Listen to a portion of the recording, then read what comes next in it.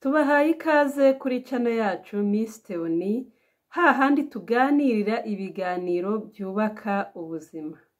Uyu munsi tugiye kurebera hamwe ibimenyetso bishobora kukwereka ko umuntu arwaye sida.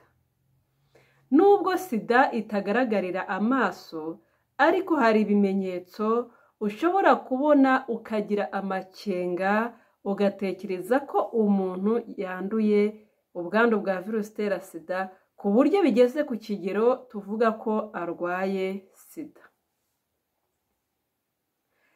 Turaza kubabwira kandi n'icyo abashakashatsi bavuga kuri ibi bimenyetso. Ikaze rero mu kiganiro, muri kumwe na muganga Theophile.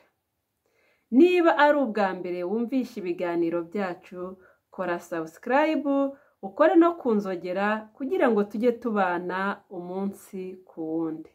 Wibuke gusangiza inshuti zawe ikiganiro kugira ngo nazo zunguke ubu bumenyi, kugira ngo nazo zisuzume, zimenye uko zihagaze, hanyuma zigire n'uburyo zigomba kwitwararika. Wibuke kuduha kandi igitekerezo niba hari ibindi bibazo wibaza, nimba hari izindi mbogamizi wumva ufite ku buzima, utubaze turagusubiza. Ikibazo cyose cyerekeye ku buzima turi hano ngo tugusubize. Sida ni indwara yandurira mu maraso. Ni indwara iterwa n'agakoko kitwa VIH. Aka gakoko iyo kinjiye mu mubiri kaba gashinzwe kugenda kakajya guhungabanya abasirikare b'umubiri, kakajya kugabanya ubudahangarwa bw'umuntu. Iyi virusi ntivurwa ngo ikire, gusa icyiza kiriho ni uko hariho imiti igabanya ubukana bwayo. Kwa muganga aho wajya hose, haba kuri health center, haba kuri hospital, aha hose iyo uhageze uhasanga imiti igabanya ubwandu bwa virusi itera sida. Ngiye kukubwira rero bimwe mu bimenyetso bigaragara mu minsi ya mbere umuntu acyandura sida, ndetse ndakubwira n'ibindi bigaragara mu minsi ya nyuma, cyagiye umuntu aba yimaranye mu mubiri we igihe kirekire. Nahawe rero ube hafi, ntihagire akantu na kamwe kagucika kugira ngo umenye uburyo ugomba kwitwara. Turi ahangaha ngo tugufashe ku bimenyetso by'indwara izo arizo zose, ubashe kugira uburyo witwararika. Nyuma y'uko virusi yinjiye mu mubiri, hari ibimenyetso bishobora kukugaragarira ko iyo virusi yageze mu mubiri wawe. Gusa ibyo bimenyetso uba ushobora kubibona byibuze nka nyuma hagati y'ibyumweru 2 n'ibyumweru 6. Ariko nubwo ngiye kukubwira ibimenyetso, ntago ari ihame koko ko igihe ubyibonyeho wakumva ko virusi ya sida yinjiye mu mubiri wawe. Na cyane ko ibi bimenyetso hari igihe biba ari iby'iyindi ndwara. Ikimenyetso cya mbere ni ukugira umuriro ugenda uza ukongera ukagenda gutyo, ugenda uza unashira wongera ugaruka. Icya kabiri ni ukubabara mu muhogo, kwitsamura kenshi kandi wowe utari kubona icyabiteye. Icya gatatu ni umunaniro udasanzwe. Icya kane ni ibiheri biza ku mubiri. Ibi bimenyetso rero nubwo mbikubwiye, birashoboka ko wabigira ari iyindi ndwara warwaye, ahubwo atari ubwandu bwa virusi itera sida yinjiye mu mubiri wawe. Bivuze ngo icyo dushishikariza abantu iteka mu biganiro byacu ni ukujya kwisuzumisha hakiri kare, ni ukwipimisha kenshi, na cyane ko hariya hari abaganga bo kudufasha, bo kugufasha. Rero ntago bikwiye ko urembera mu rugo. Gusa ariko ugomba kumenya ko izo ndwara zindi hari izindi ndwara zigira biriya bimenyetso. Niyo mpamvu uba ugomba kutabifata nk'aho ari ihame.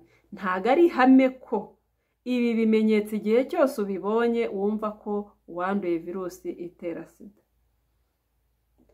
Gusa rero nimba ubibonye gana muganga.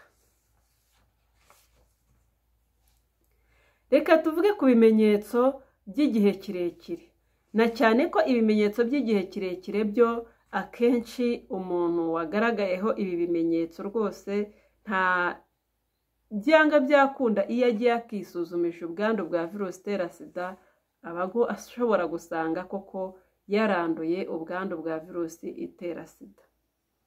Biriya nababwiye mbere bishobora guterwa n'uko umuntu na mbere yari afite ubudahangarwa, yari afite abasirikare bake mu mubiri we.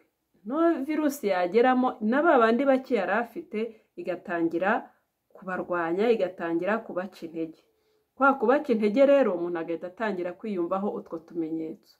Ariko ibi ngiye kubabwira byo ni ibyo umuntu ashobora kumarana igihe kirekire akabibona amaze igihe kirekire virusi iri mu mubiri we. Virusi ishobora kugera mu mubiri w'umuntu bitewe n'uko uwo muntu yitwararika ku mibereho ye, afite abasirikare benshi bahagije, bakabanza bakarwana na ya virusi, hanyuma agatinda kugaragaza ibimenyetso by'uko yanduye sida. Na cyane ko tuvuga ko umuntu arwaye sida igihe yatangiye kugaragaza ibyuririzi ku mubiri we. Umuntu ashobora kuba abana n'ubwandu bwa virusi itera sida. Kubana n'ubwandu bwa virusi itera sida ntabwo bisobanura kurwara sida. Tuvuga ko umuntu arwaye sida igihe ari kugaragaza ibimenyetso se cyangwa ibyuririzi. Ikimenyetso cya mbere ni ukubira ibyuya byinshi kandi utazi impamvu. Ikimenyetso cya kabiri ni uguhorana ibiheri n'ibisebe bidakira. Ikimenyetso cya gatatu ni ukugira indwara y'impiswi igenda ikira igaruka ikira igaruka, cyangwa se rimwe na rimwe ugasanga umuntu yarwaye impiswi zanze no gukira. Icyo ni ikimenyetso rwose kikubwira ko ugomba kujya kwisuzumisha. Ikimenyetso cya gatanu ni uguhinduka mu maso uruhu rwawe rugahinduka, ugasanga umuntu uruhu rwarahindutse, nimba wari inzobe ugatangira guhinduka, hari ahantu hamwe hahinduka igikara. Nubona izo mpinduka ku ruhu rwawe ni byiza kugana muganga ukamenya ikiri kubitera. Ikindi kimenyetso ni ukunanuka bikabije. Ugasanga umuntu mu gihe gito cyane ari gutakaza ibiro kandi ibiro byinshi.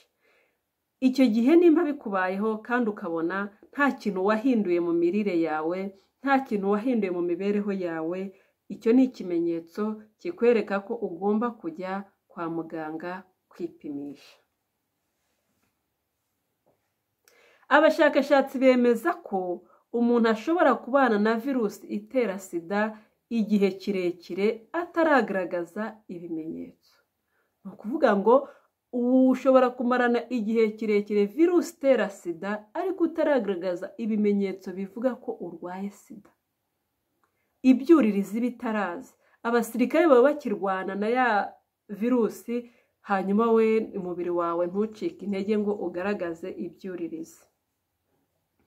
Niyo mpamvu tubashishikariza kujya kwipimisha inshuro nyinshi kugira ngo umenye uko ubuzima bwawe buhagaze. Jya kwipimisha inshuro nyinshi kugira ngo umenye uko ubuzima bwawe buhagaze. Ikindi dushishikariza abantu ni ukwirinda. Ikindi ni ugukoresha agakingirizo igihe cyose ugiye gukora imibonano mpuzabitsina n'umuntu utizeye ubuzima bwe. Na cyane ko uba utazi nimba adafite ya virusi kandi ayimaranye igihe. Virusi ntago ipimishwa ijisho. Ariko sida yo ushobora kubona ibimenyetso ku muntu ari byo biriya bimenyetso mbabwiye ukagira amakenga. Kuba wibonaho ibi bimenyetso ntago bisobanuye neza ko urwaye sida.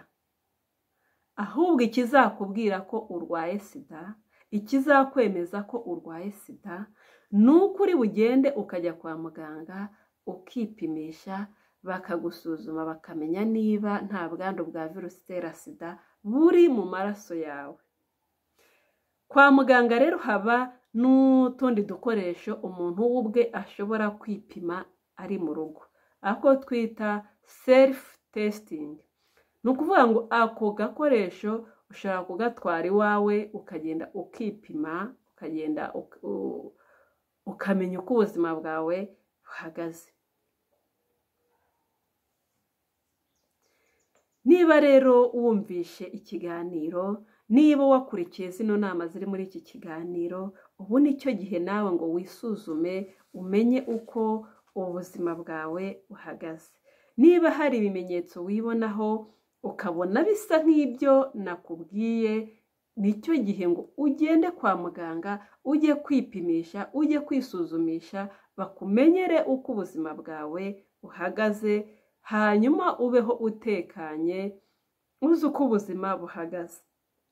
Kwa muganga iyo dusanze umuntu afite ubwandu bwa virusi itera sida, tumuha imiti igabanya ya virusi mu maraso, tumuha imiti imufasha kuguma abaho, akabaho, agakora akazi ke, agakora ibyo agomba gukora, nta ngorane, nta mbogamizi yindi afite. Icyo usabwa gusa ni ukwisuzumisha ngo umenye uko uhagaze.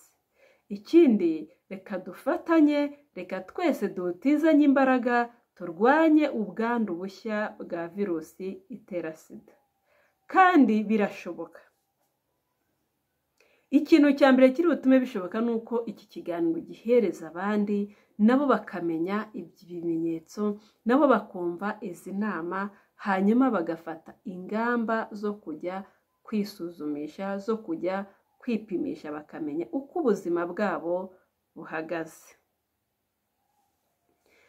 Wibuke gukora subscribe niba ari ubwa mbere tubanye. Ikindi kandi twandikire muri komenti aho wumva utanyuzwe, aho wumva utasobanukiwe neza, turagusobanurira. Ikindi kibazo cyose waba wibaza ku buzima, turagufasha. Turahari ngo twungurane inama ku buzima, turahari ngo tubabwire uko ubuzima umuntu agomba kwitwara, tubabwire indwara n'ibimenyetso, kugira ngo igihe cyose ubonye ibyo bimenyetso witwararike, ugane muganga agufashe, hanyuma aguhe n'imiti iri bugufashe kuguma ubayeho nta zindi ngorane. Reka turwane ku buzima. Reka turwane ku buzima, uba ari wo musanzu wacu. Amagara mazima niyo dukeneye, twese dukeneye kubaho tunezerewe. Reka twirinde, turinde abacu, twipimisha inshuro nyinshi zishoboka. Mwakoze kubana natwe rero, muri ab'agaciro kuri twebwe, ni ukuri turabakunda, ari abakoze subscribe, ari abatarayikora, mwese dukunda abantu mureba ibiganiro byacu. Uwiteka akomeze abarinde, akomeze abungura ubumenyi, akomeze abahaze imigisha yose. Bye.